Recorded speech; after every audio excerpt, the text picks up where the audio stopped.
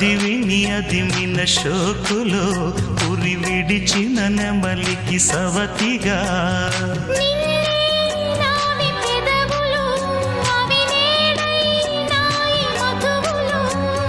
రెండు నాయి తనువులు అవి రేపవ్వాలి మనువులు